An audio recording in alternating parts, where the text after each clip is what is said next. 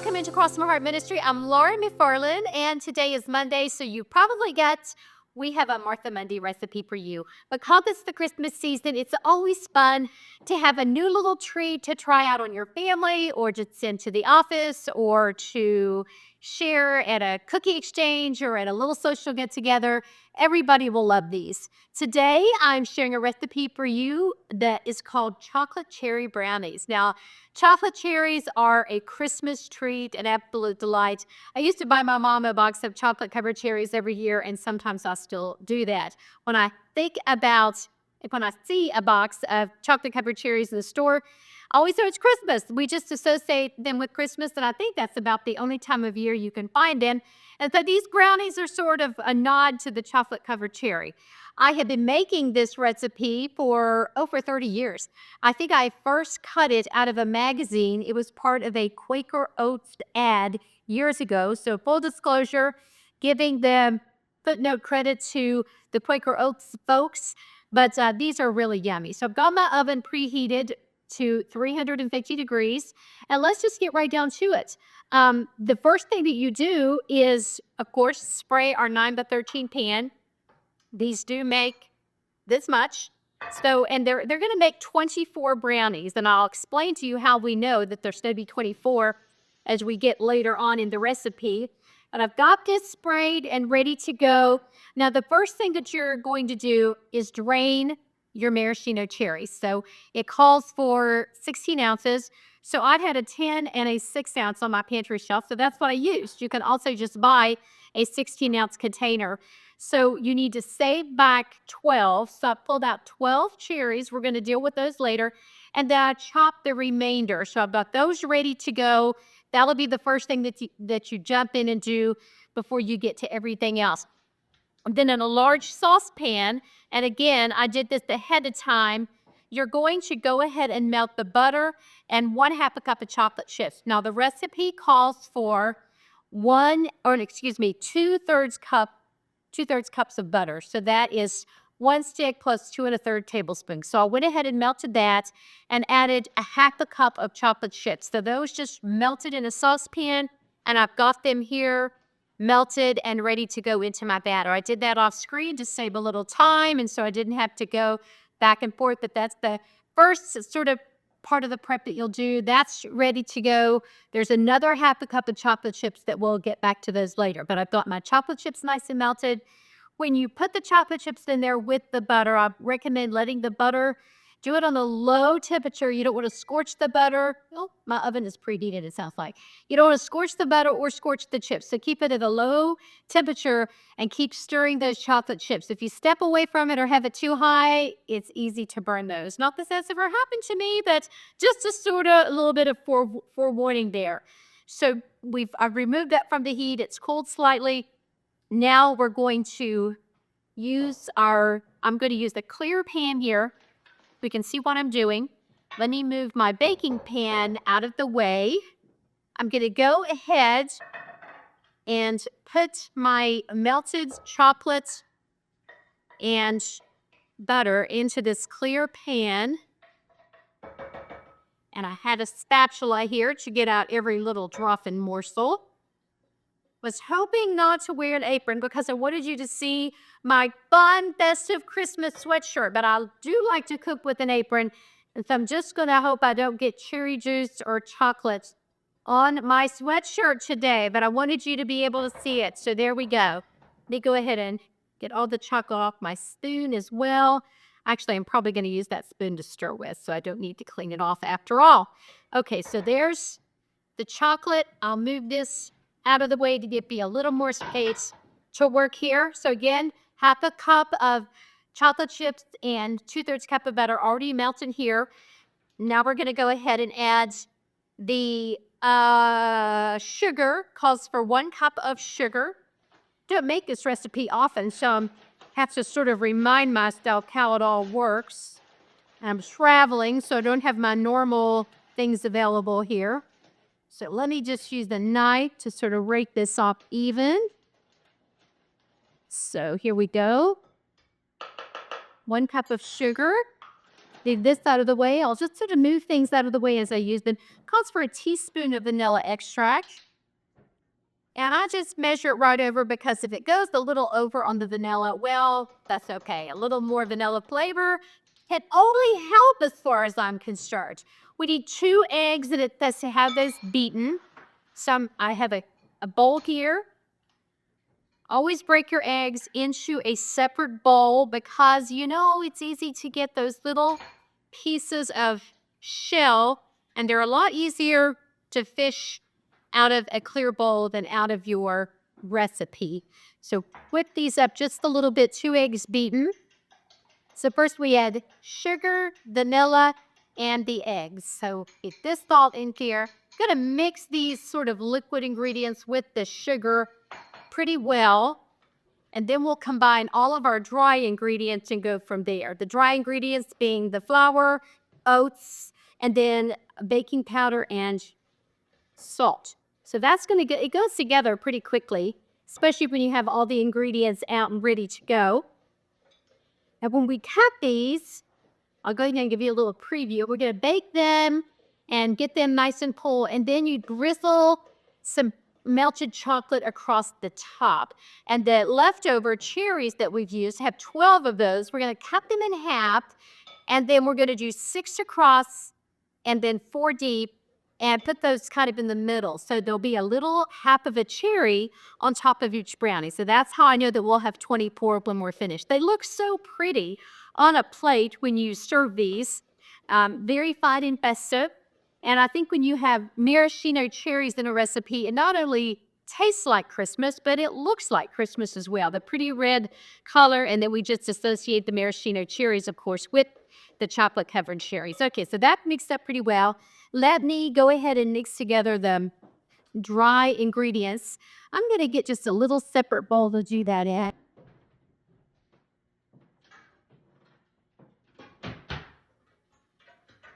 Okay, so we need 1 1/4 cups of flour. So get that out here. 1 cup of flour, and then an additional 1/4 of a cup. I hope that you'll give this a try and let me know. Leave me a note in the comments below. Let me know what your family or your friends think of it if you take it someplace or you share it with others. And we need 3/4 of a cup of oatmeal. So I'm just going to use my 1/4 of a cup 3 times. 1, 2.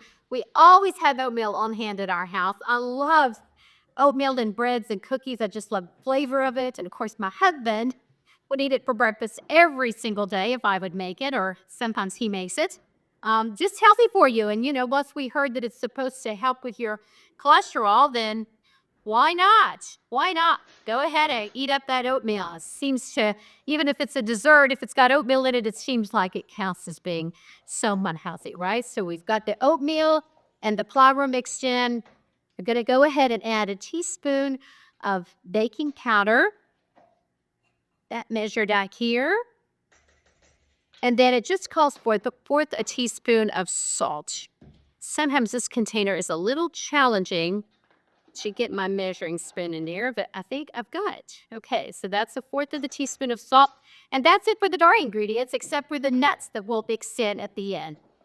So when you add the baking soda or baking powder and salt, you want to mix really well to make sure that that little bit gets mixed through all of the dry ingredients. So we've got all this together. And then I'm going to dump it in. You could go ahead and add the cherry and the nuts at this point, but I just like to get the dry ingredients mixed in a little first. So sort of get this going, and then we'll drop in these cherries.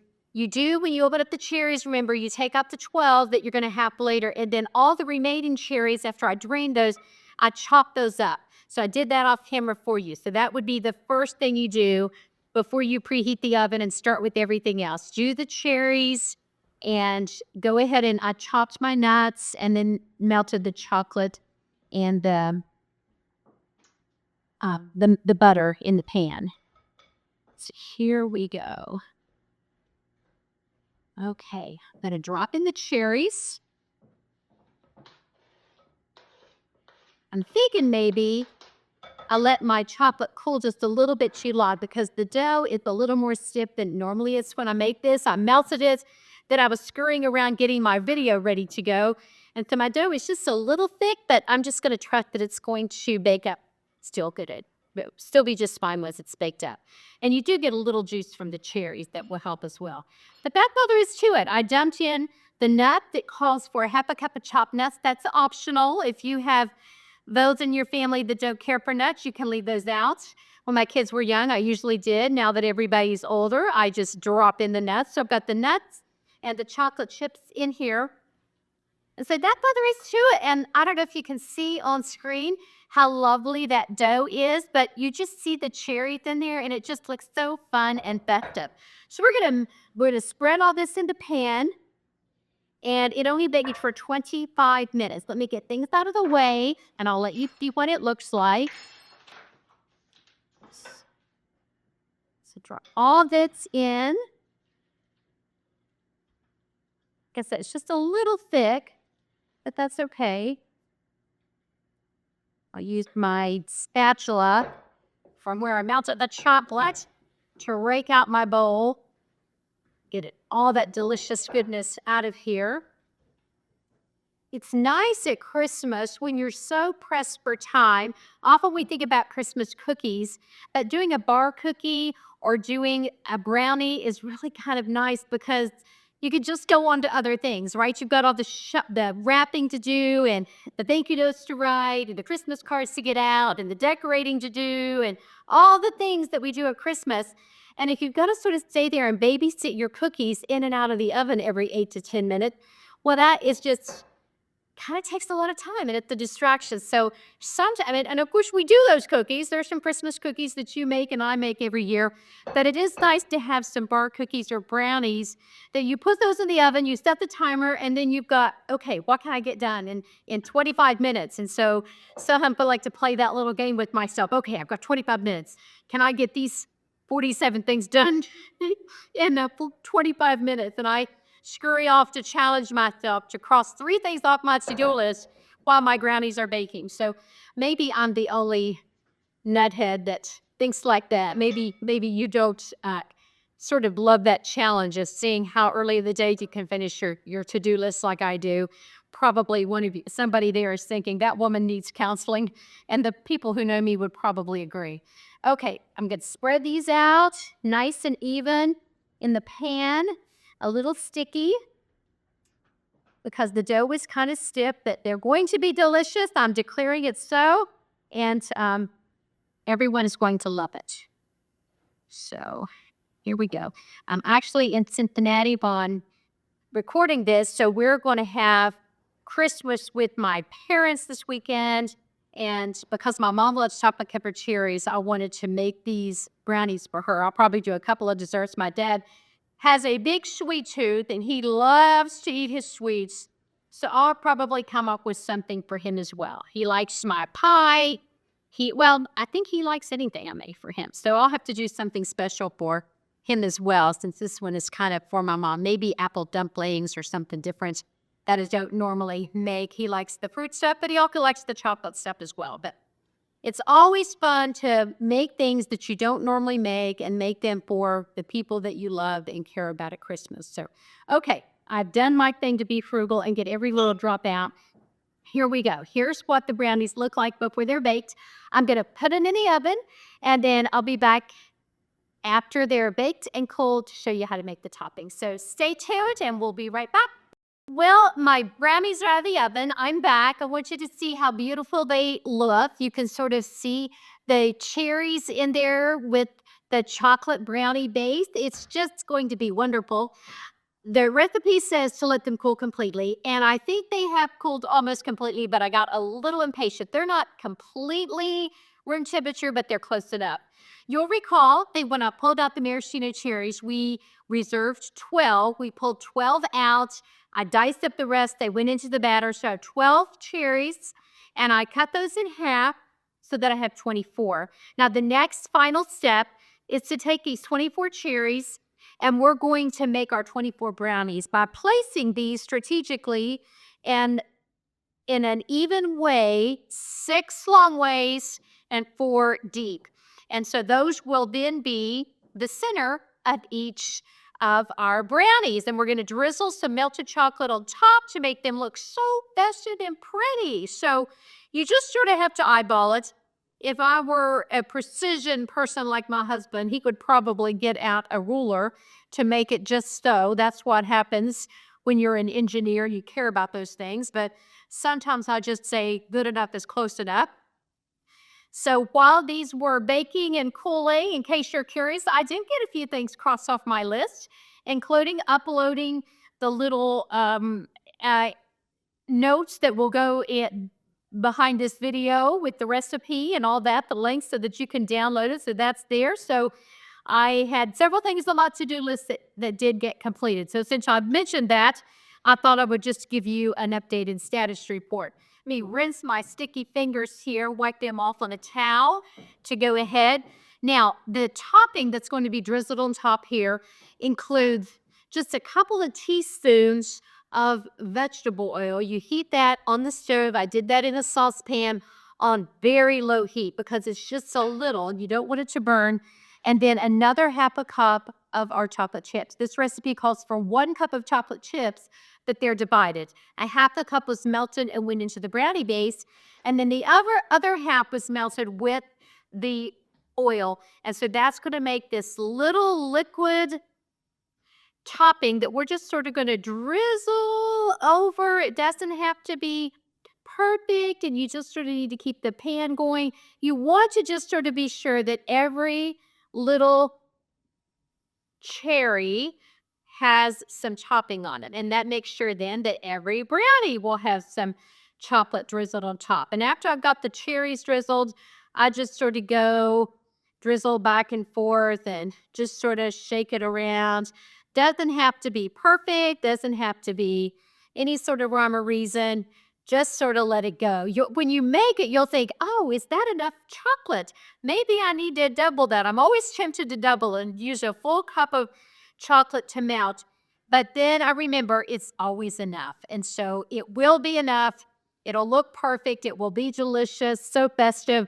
And because I think it's because of the cherries that are in the recipe, but it's just a very moist brownie. I don't know about you, but to me, there's nothing worse than a dry brownie.